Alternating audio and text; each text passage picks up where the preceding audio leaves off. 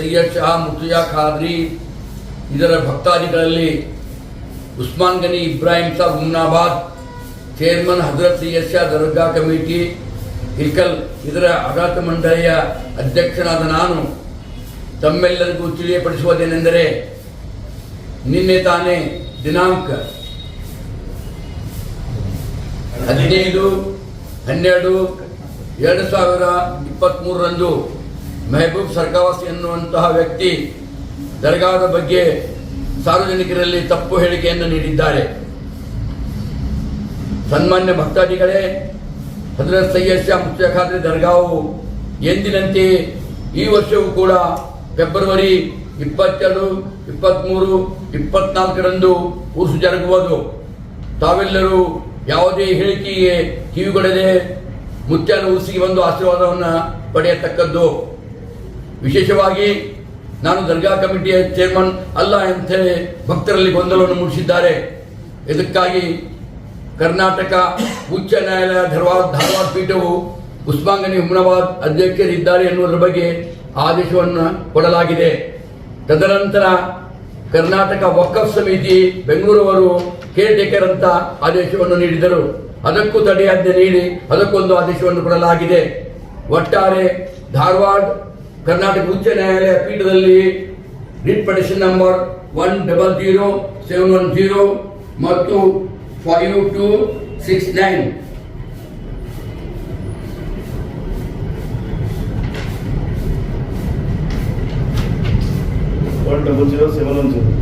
ಇನ್ನೊಂದು 102526 ಕರ್ನಾಟಕ ಉಚ್ಚ ನ್ಯಾಯಾಲಯ ಧಾರವಾಡ ಪೀಠದಲ್ಲಿ 1000710/22 ಮತ್ತು 102526 ಆಫ್ 2023 ಎರಡು ತಡೆಯಾಜ್ಞೆಗಳು ಕರ್ನಾಟಕ ಉಚ್ಚ ನ್ಯಾಯಾಲಯದಲ್ಲಿ ಇರುತ್ತದೆ.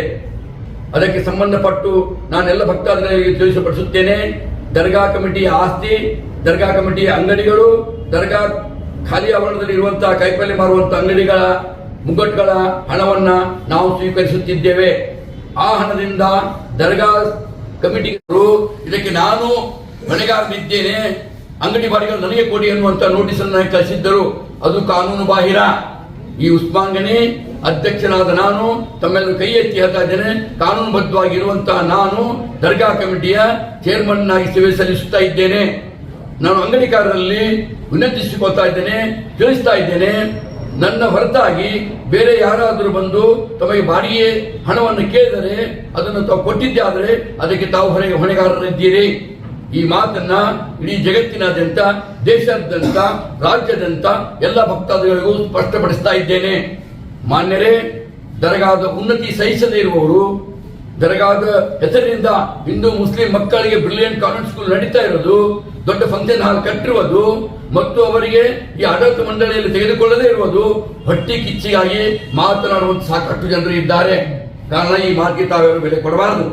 ದೊಡ್ಡನಗೌಡ ಪಾಟೀಲ್ ಅವರು ದರ್ಗಾದಲ್ಲಿ ಹೋದ ವರ್ಷ ಬಂದು ಎಷ್ಟೋ ಕಾರ್ಬಾರ ಮಾಡಿದ್ರು. ಇವತ್ತು ಮುತ್ಯ ಅವರಿಗೆ ಶಿಕ್ಷೆಯನ್ನು ಕೊಟ್ಟಿದ್ದಾನೆ, ಚುನಾವಣೆಯಲ್ಲಿ ಸೋಲಿಸಿದ್ದಾನೆ. ಅವರ ಪತ್ರವನ್ನು ತೆಗೆದುಕೊಂಡು ಬಂದಿರುವಂತಹ ಮೆಹಬೂಬ್ ಸರ್ಕಾವತ್ ಅವರು ಬಿಜೆಪಿ ಸರ್ಕಾರ ಆಡಳಿತದಲ್ಲಿರುವಾಗ ನಾನು ಸಮಿತಿಯ ಚೇರ್ಮನ್ ಆಗಿದ್ದೆ ಅಂತ ಹೇಳಿಕೊಳ್ಳುವವರು ಕಾಂಗ್ರೆಸ್ನಲ್ಲಿ ಇರುವಂತಹ ಶಾಸಕರಿಗೆ ಬಾಲ ಬಡಿಯುವಂತ ಕೆಲಸ ಮಾಡ್ತಾ ಇದ್ದಾರೆ. ಇದನ್ನು ಬಿಟ್ಟು ಬೇರೆ ಇನ್ನೇನು ಇಲ್ಲ. ನಾವೆಲ್ಲರೂ ನಮ್ಮ ಆಡಳಿತ ಮಂಡಳಿಯ ಸದಸ್ಯರು ಎಲ್ಲರೂ ಸೇರಿಕೊಂಡು ನಮ್ಮ ಶಕ್ತಿ ಮೀರಿ ನಮ್ಮ ಶಕ್ತಿಗೆ ಅನುಗುಣವಾಗಿ ನಾವು ಸೇವೆಯನ್ನು ಸಲ್ಲಿಸ್ತಾ ಇದ್ದೇವೆ. ತಾವೆಲ್ಲರೂ ಯಾವುದಕ್ಕೂ ಕಿವಿಗೊಡದೆ ಉರುಸು ವಿಜೃಂಭಣೆಯಿಂದ ನಡೆಯುತ್ತದೆ ಎನ್ನುವಂತ ಮಾತನ್ನ ತಮಗೆ ಹೇಳ್ತಾ ಇದ್ದೇನೆ. ನಾನು ಪತ್ರಕರ್ತರಲ್ಲಿ ಮತ್ತು ಈ